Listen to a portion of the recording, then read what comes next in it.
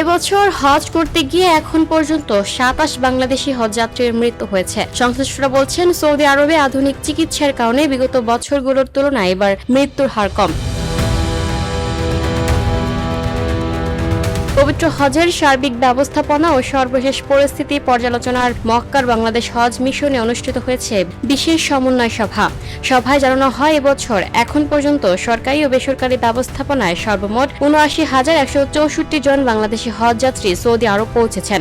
২০১টি ফ্লাইটের মাধ্যমে আল্লাহর মেহমানদের এই আগমনী যাত্রা সফলভাবে সম্পন্ন হয়েছে। তবে হজের এই পুণ্যময় সফরের মাঝেই এখন পর্যন্ত ২৭ জন বাংলাদেশি হজযাত্রী ইন্তেকাল করেছেন, যার মধ্যে পুরুষ ১৮ জন এবং নারী ৯ জন। সর্বশেষ গত ২২শে মে চট্টগ্রামের রাঙ্গুনিয়ার বাসিন্দা ৬১ বছর বয়সী মোহাম্মদ নজরুল ইসলাম হৃদযন্ত্রের ক্রিয়া বন্ধ হয়ে মক্কায় শেষ নিঃশ্বাস ত্যাগ করেন। ইন্তেকাল করা হজযাত্রীদের মধ্যে ১৮ জন মক্কা এবং ৯ জন মদিনায় ইন্তেকাল করেছেন। হজ মিশনের অফিসিয়াল পরিসংখ্যান বলছে, বিগত বছরগুলোর তুলনায় এবার চিকিৎসা সেবা এবং প্রযুক্তির ব্যবহার বাড়ায় হাজিদের মৃত্যুর হার উল্লেখযোগ্যভাবে কমেছে।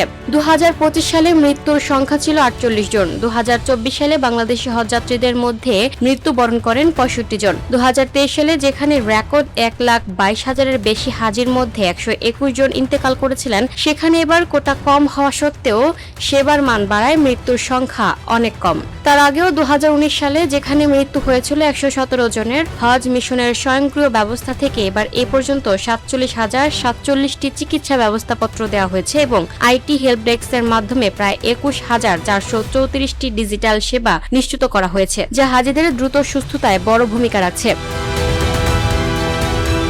Lucky Akter, up to date news, Dhaka.